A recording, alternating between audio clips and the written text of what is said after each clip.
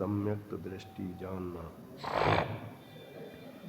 जो चेतयता उन्मार्ग में जाते हुए अपने आत्मा को भी मार्ग में स्थापित करता है, वह स्थितिकरण युक्त सम्यक दृष्टि जानना चाहिए। देखो क्या कहते हैं, चेतयता, इस शब्द का प्रयोग आचार्य देव ने सारी गाथाओं में किया है, क्योंकि सम्यक दृष्टि की चर्चा है, सम्यक दृष्टि के अंग हैं, सम्यक दृष्टि के गुण हैं। जो चेतयता शब्द दिया है, चेतयता अपने चैतन्य स्वरूप का आराधक, चैतन्य स्वरूप की आराधना करने वाला, उसको चेतयता कहा। सच बात यह है कि जिनके अपने चैतन्य स्वरूप की आराधना नहीं है, वे जीव वास्तव में चेतयता नहीं है, जड़ हैं। सही पूछो तो ख्याल में ही न बात। जड़ शरीर में एकत्व बुद्धि करते हैं, जड़ कर्मों में एकत्व बुद्धि करते हैं, जड़ पदार्थों में उनके स्वामी बनते हैं, कर्ता बनते हैं, मालिक बनते हैं, भोक्ता बनते हैं। तो आचार्य देव कहते हैं वे जीव जड़ ही हैं, जिनमें जड़ का एकत्वपना है, ममत्वपना है, भोक्तृत्व कर्तृत्वपना है, स्वामित्वपना है, और अपने चैतन्य स्वरूप को भूले हुए हैं। वे जीव वास्तव में जड़ ही हैं। आचार्य देव उनको जड़ ही देखते हैं। चेतयता तो उनको कहा है कि जिन्होंने चैतन्य स्वरूप की आराधना करके अपनी पर्याय में, व्यक्त पर्याय में अव्यक्त तत्व की आराधना करके उसको व्यक्त किया है, अव्यक्त को व्यक्त किया है, अव्यक्त की अनुभूति करी है। उस अपने चैतन्य स्वभाव की, ज्ञायक स्वभाव की, ध्रुव स्वभाव की अनुभूति करी है, अनुभव की पर्याय में उसको देखा है, जाना है, उसका संवेदन किया है, वेदन किया है, अनुभव किया है। उन जीवों की यहाँ चर्चा है। तो कहते हैं जो चेतयता उन्मार्ग में जाते हुए अपने आत्मा को भी शब्द लिखा ना, अपने आत्मा को भी स्थापता है। इसका मतलब भी शब्द है ना, तो भी का मतलब कुछ और है, माने अपने आत्मा को तो स्थापता ही है, लेकिन अन्य जीवों को भी जो उन्मार्ग में जा रहे हैं, गलत रास्ते पर जा रहे हैं, गलत मार्ग में जा रहे हैं, तत्व का अतत्व रूप से ग्रहण कर रहे हैं, सच्चे वीतरागी देव गुरु धर्म की विराधना करके कुदेव, कुगुरु, कुधर्म आदि की आराधना करते हैं, उनकी अनुमोदना भी करते हैं, वे उन्मार्ग में जाते हुए जीव हैं। अन्य जीव यदि उन्मार्ग में जाता हो तो उसको भी सन्मार्ग में स्थापित करे, और अपना आत्मा भी कदाचित किसी भूल से, चाहे वो श्रद्धा की भूल हो, ज्ञान की भूल हो, चारित्र की भूल हो, क्रिया की भूल हो, उन भूलों को भी, उन दोषों को भी दूर करके और अपने आत्मा को भी सत्य तत्व के मार्ग में, आत्महित के मार्ग में स्थापित करता है। उसके स्थितिकरण गुण है। ये जितने भी अंग हैं मूल रूप से तो अपने लिए हैं। समझ में ही ना बात। निशंकित अंग, अपने स्वरूप में निशंक होना। निकांक्षित अंग, अपने स्वरूप के अलावा अपने स्वरूप के अलावा निकांक्षित है ना दूसरा, अपने स्वरूप के अलावा किसी दूसरे की कांक्षा नहीं करना, वांछा नहीं करना, इच्छा नहीं करना। निर्विचिकित्सा, अपने स्वरूप में ऐसे निमग्न होना कि जगत के किसी पदार्थ के प्रति गिलानी का परिणाम ना रहे। और भी जो अंग हैं, उपगूहन, मिथ्यात्व का अभाव करके और अपने आत्म स्वरूप को व्यक्त करना, क्योंकि उसका एक उपब्रह्मण भी किया था ना, अपने स्वरूप को प्रकट करना, अपने स्वरूप को बढ़ाना, अपने उपयोग को आराधना के मार्ग में बढ़ाना, लगाना। स्थितिकरण, आत्मा यदि तत्व के मार्ग से, मोक्ष के मार्ग से, आत्महित के मार्ग से चलायमान होता है तो उसका बुद्धि पूर्वक, सावधानी पूर्वक, गुरुओं का आश्रय लेकर, जिनवाणी का सहारा लेकर, स्वयं तत्व विचार करके और पुनः सत्य और तत्व के मार्ग में स्थापित करना, वो स्थितिकरण है।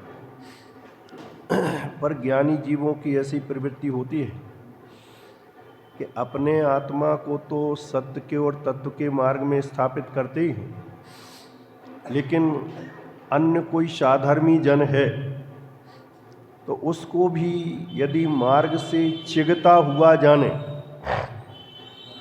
चिग जाता है ना मार्ग से, डिगता हुआ जाने, मार्ग से च्युत होता हुआ जाने, तो उसकी भी मोक्ष मार्ग में स्थापना करें। पर यहाँ विचारने की बात यह है कि पर को भी मोक्ष मार्ग में स्थापित वो ही कर सकता है जो स्वयं मोक्ष मार्ग में स्थापित होगा। नहीं आई बात समझ? अरे जिसे स्वयं रत्नत्रय रूप मोक्ष मार्ग के स्वरूप की खबर नहीं है, स्वयं जिसने अपने आत्मा को मोक्ष मार्ग में स्थापित नहीं किया, वो दूसरे को क्या मोक्ष मार्ग में स्थापित करेगा? जो स्वयं मोक्ष मार्ग में भ्रष्ट है, शिथिल है, तो वो दूसरे को भी सच्चा रास्ता बताने में समर्थ नहीं है। जिसे स्वयं रास्ते की खबर नहीं है, स्वयं गलत रास्ते पर चल रहा हो, गलत तत्व को जानता हो, गलत तत्व को मानता हो, खुदेवादी की आराधना करता हो, व्यवहार चारित्र में भी भ्रष्ट हो, वह दूसरे को उत्कृष्ट मार्ग बताने में समर्थ क्या स्थितिकरण करेगा? अभी तो उसे स्वयं स्थितिकरण की आवश्यकता है। जैसे लोक में कहते ना, एक अंधा दूसरे अंधे को रास्ता बताने में समर्थ नहीं होता, ऐसे एक शिथिलाचारी दूसरे शिथिलाचारी को भी सही रास्ता बताने में समर्थ नहीं होता। मैं स्वयं कुदेवादिक की आराधना करूं तो दूसरे को कैसे वीतरागी की आराधना में लगाऊंगा? मैं स्वयं किसी कुगुरु की शरण में बैठा हूं तो दुनिया को कैसे सच्चे वीतरागी देव गुरु की का स्वरूप बताऊंगा, उनकी शरण में जाने की प्रेरणा दूंगा?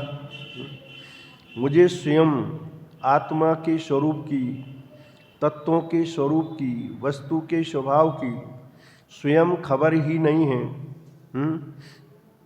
अनभिज्ञ है, तो दूसरे को कैसे हम तत्व ज्ञान का मार्ग बताएंगे?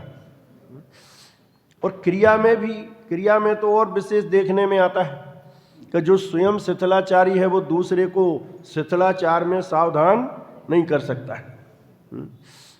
समझ में ही ना बात? स्वयं शिथिल है, स्वयं असत्य का प्रतिपादन करता है, दूसरे को कैसे कहे तू सत्य बोला कर? समझ में ही ना बात?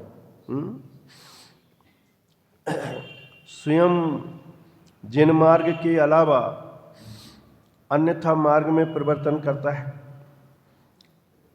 व्यवहार रूप से देखो तो श्रावकाचार की अपेक्षा देखो तो 11 प्रतिमाएं ये पंचम गुण स्थान वर्ती जीव की को आराधना करने योग्य हैं। उनमें शिथिल होवे मुनि दशा हो तो 28 मूल गुण की आराधना करने योग्य है। मूल गुण हैं, मूल गुण में ही शिथिल होवे, मूल गुण में ही दोष लगे तो अन्य गुण कहाँ से प्रकट होंगे। मूल गुण लिखा है, मूल गुण का मतलब ये इतने गुण तो होते ही होते हैं। समझ में ना बात। इन गुणों में एक भी गुण कम हो, एक भी गुणहीन हो तो वहाँ व्यवहार मुनि दशा भी खंडित हो जाती है। 5 महाव्रत में कोई कहे हम तो 4 ही पालते हैं, ऐसा नहीं चलेगा। 5 समितियों में 4 पालते हैं, 3 गुप्तियों में 2 पालते हैं। समझ में ना बात। ऐसा नहीं चलेगा। पंचेंद्रिय विजय होते हैं मुनिराज, 5 इंद्रियों पर विजय प्राप्त करते हैं। तो 5 इंद्रियों पर विजय प्राप्त करते हैं। अब कोई कहे कि साहब 4 इंद्रियों पर तो कंट्रोल है हमारा, 1 पे नहीं है। समझ में ही ना बात। खाने पे कंट्रोल नहीं है, रसना इंद्रिय की लोलुपता है। समझ में ही ना बात। तो नहीं चलेगा, नहीं चलेगा। मूल गुण हैं, 28 मूल गुण हैं। जहां होते हैं वह 28 ही के 28 होते हैं, कम ज्यादा का काम नहीं है। और फिर जो शिथिल होकर हीन मार्ग में परिवर्तन करे, अब वो तो हीन ही है, मार्ग से भ्रष्ट है वो तो भ्रष्ट ही है। समझ में ही ना बात। तो जो भ्रष्ट है और जो उत्कृष्ट मार्ग में, यहाँ कहने का मतलब ये है कि जो स्वयं शिथिलाचार से रहित होगा, स्वयं उत्कृष्ट मार्ग का सेवन करेगा। समझ में ही ना बात। कोई तो दूसरे के शिथिलाचार को दूर करने में समर्थ होगा। अरे कोई आदमी लंगड़ा लूला हो, स्वयं से ही ढंग से चलते न बनता हो, वो दूसरे को हस्तावलंबन दे सकता है, दूसरे का सहारा बन सकता है, जिसे स्वयं सहारे की जरूरत है। ऐसे एक शिथिलाचारी जीव दूसरे शिथिलाचारी जीव का स्थितिकरण करने में समर्थ नहीं। समझ में ही ना बात। इसमें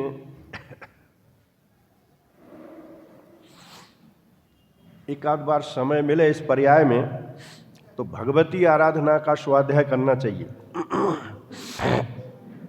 उसमें आचार्यों का स्वरूप लिखा है और ऐसा वर्णन किया है कि आचार्य इतने प्रतिभावान होते हैं, इतने प्रभावशाली होते हैं, इतना उनका तेज होता है कि सामने किसी मुनि से कोई अपराध हुआ तो और वो आचार्य के पास जावें तो उनसे वो निगल नहीं सकते, उगलना ही पड़े उनको। ऐसा समझ में ना बात। ऐसा एक उदाहरण दिया है कि जैसे शेर के सामने हिरण का बच्चा पहुंच जावे और मुंह में घास रखा हो तो वो घास खा नहीं पाता है, उगल देता है उसके जोर से, प्रताप से, प्रभाव से।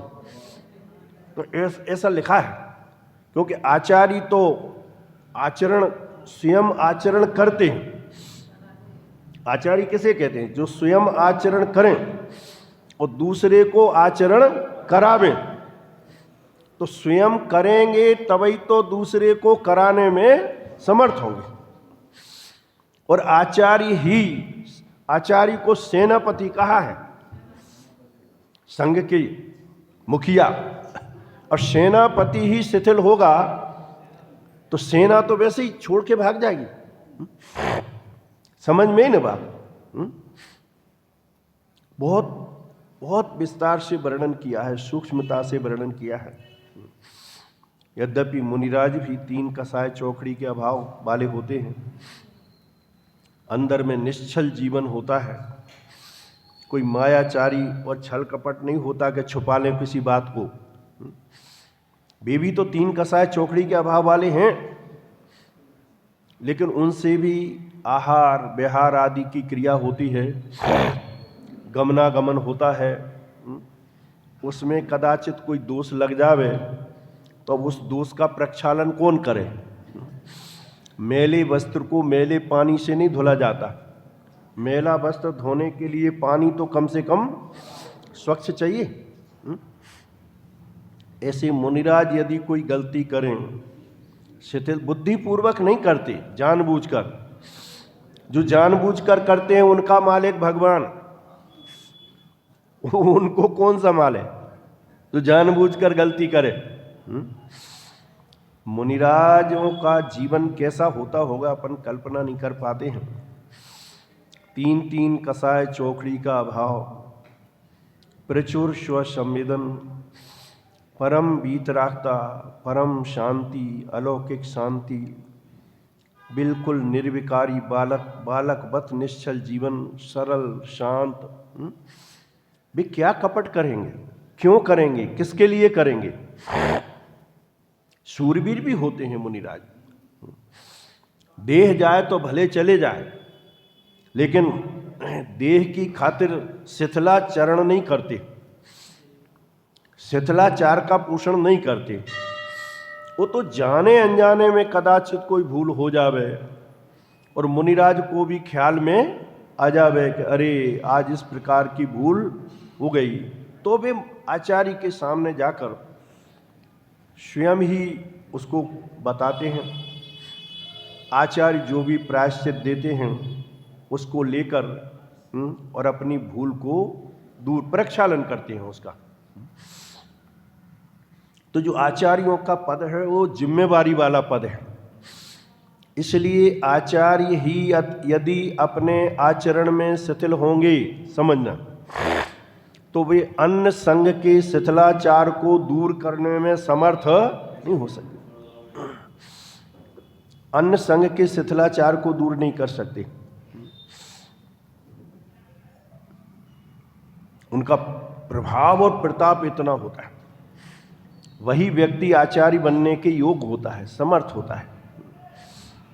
जो सशक्त होते हैं, अपने आचरण करने में कठोर होते हैं, निर्दोष आचरण करते हैं, निर्दोष जिनकी श्रद्धा, निर्दोष जिनका ज्ञान, आगम के ज्ञान में भी परिपक्व होते हैं, क्योंकि धर्मोपदेश आदि देने के भी अधिकारी मुख्य रूप से आचार्य होते हैं। संघ में मुनिराज हैं, बोलो, मुनिराजों को भी उपदेश देना। वैसे तो मुनिराज भी 3 कसाय चौकड़ी के अभाव वाले, समझ में आई ना बात? वो कोई छोटी बात नहीं है, वो अलौकिक है। सारी दशा अलौकिक दशा है वो मुनिराजों की। कैसा संत संग होता होगा, सबके सब वीतरागी। देखो वो अकंपनाचारी का संग था, और जब उनके ऊपर उपसर्ग किया तो सारे के सारे मुनिराज भागे नहीं इधर उधर, सबके सब अपने ऊपर उपसर्ग आया हुआ जानकर सबके सब वहीं के वहीं समाधिस्थ हो गए, सबके सब ध्यानस्थ हो गए, वहीं के वहीं सब अपने स्वरूप में लीन हो गए, बस भागे नहीं इधर उधर। ख्याल में ही ना बात। तो इसलिए तो शूर वीरों का मार्ग लिखा है। नियमसार में तो मुनिराजों को सूर कहा, जो सूर एवं दांत हैं, अकसाय उद्यमवान हैं, भवभीरु हैं, होता उन्हें ही सुखद प्रत्याख्यान है। प्रत्याख्यान आचरण है। प्रत्याख्यान माने खाली बाहर का त्याग, उसका नाम प्रत्याख्यान नहीं है। पढ़ो, अध्यात्म ग्रंथ पढ़ो, खाली चरणान योग के ग्रंथ पढ़ लिए हमने, इसलिए व्यवहार मार्ग में तो चलो पढ़ पढ़ के जैसे भी है कर कर चलने लगे, लेकिन परमार्थ अध्यात्म आगम को ना पढ़े हैं, ना सुने, तो परमार्थ मार्ग से तो शून्य रह जाता है जीव। दिक्कत तो इस बात की है, व्यवहार मार्ग में बढ़ जाता है, परमार्थ से शून्य रहता है, निश्चय मार्ग से शून्य रहता है। इसलिए निश्चय से जो मोक्ष होना चाहिए वो मोक्ष तत्व की भी प्राप्ति होती। और जितना भी व्यवहार मार्ग है वो शुभभाव रूप है, और शुभभाव रूप होने से उससे पुण्य तो बनता है, पुण्य बंधता है, देवादि गति की प्राप्ति हो जाती है, लेकिन भव का अभाव नहीं होता। सबसे बड़ी दिक्कत इस बात की है।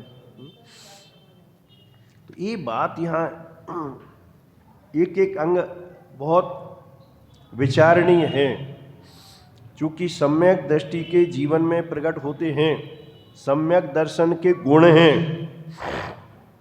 इन अंगों से सम्यक दृष्टि की पहचान होती है। स्थितिकरण, खाली दूसरों को संभालता रहे, दूसरों को उपदेश देता रहे और स्वयं शिथिलाचारी बना रहे, ये संभव नहीं है। सबसे पहले तो वह ज्ञानी पुरुष अपने को संभालता है, अपनी श्रद्धा में कोई भूल हो उसको दूर करता है, अपने ज्ञान में निर्णय में कोई भूल हो तो उसको दूर करता है, अपने आचरण में कोई भूल हो तो उसको भूमिका अनुसार उसको दूर करता है। वो बात यहाँ करी है। देखो टीका पढ़ते हैं, देखो, क्योंकि सम्यक दृष्टि टंकोत्कीर्ण एक ज्ञायक भावमयता के कारण यदि अपना आत्मा मार्ग से सम्यक दर्शन ज्ञान चारित्र रूप मोक्ष मार्ग से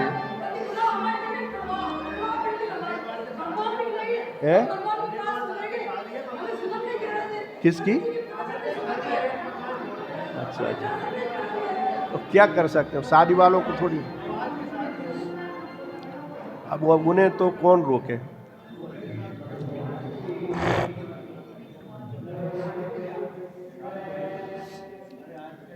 ठीक है, वो देखो वो तो आज की है, सुनने पड़ जाएगी।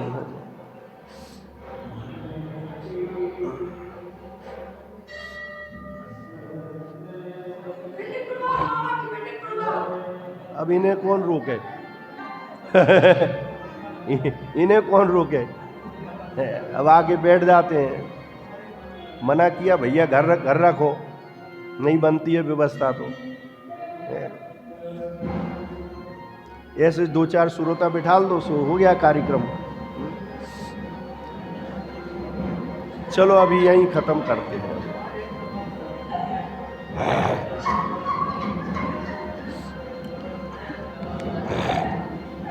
स्तुति करो।